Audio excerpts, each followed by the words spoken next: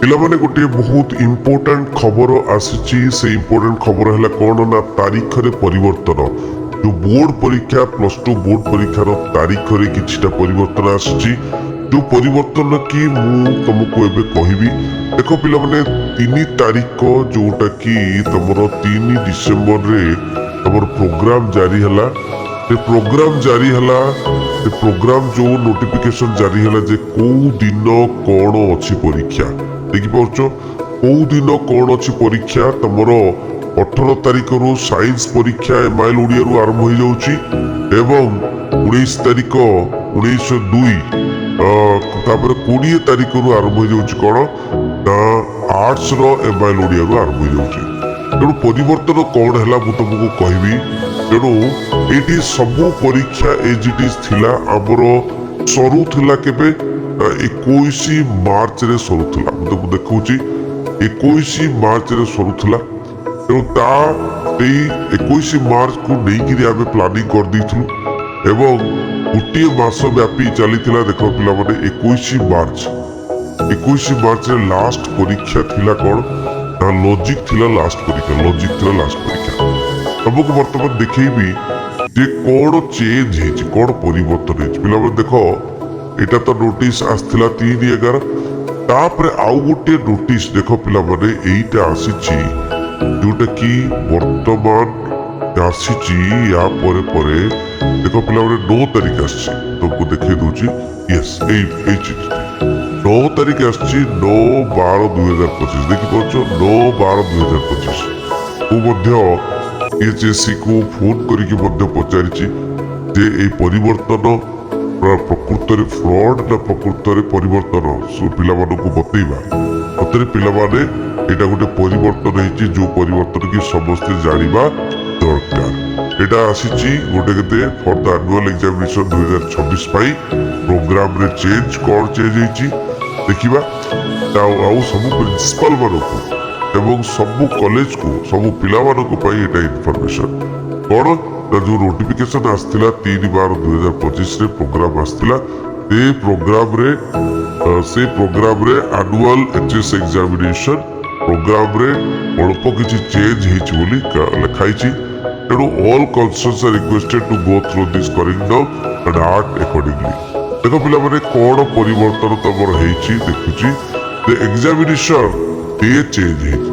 ଭାଇ ଯୋଉ ଏକ୍ସାମିନେସନରେ କ'ଣ ଚେଞ୍ଜ ହେଇଛି ନା 11/3/2026ରେ ୱେଡନେସଡେ ବା ବୁଧବାର ଦିନ ଯୋଉ ପରୀକ୍ଷାଟା ଥିଲା କୋଉ ପରୀକ୍ଷାଟା ଥିଲା ନା ଏଇ ଯୋଉ 11/3/2026 ୱେଡନେସଡେ ବା ବୁଧବାର ସେ ପରୀକ୍ଷାଟି ସିଫ୍ଟ ହେଲା 23/3/2026 ମାନେ 21 ତାରିଖ ପରେ। ତାପରେ ଆଉ ଗୋଟେ ଚେଞ୍ଜ ହେଇଛି କ'ଣ 21 ତାରିଖ 21 ମାର୍ଚ୍ଚ 2026ରେ ଯୋଉ ପରୀକ୍ଷାଟି ଥିଲା ଶନିବାର ତା ସିଫ୍ଟ ହେଇଛି 25 ତାରିଖ। ମାନେ ବର୍ତ୍ତମାନ ଆମର 21 ତାରିଖ ସରୁଥିଲା ଏବେ 25 ତାରିଖ ଯାଇକି ସରିବ 25 ମାର୍ଚ୍ଚରେ ସରିବ। ହେଲେ କ'ଣ ପରିବର୍ତ୍ତନ ଡିଟେଲ ଲେଖା ହେଇଛି ଏଠି।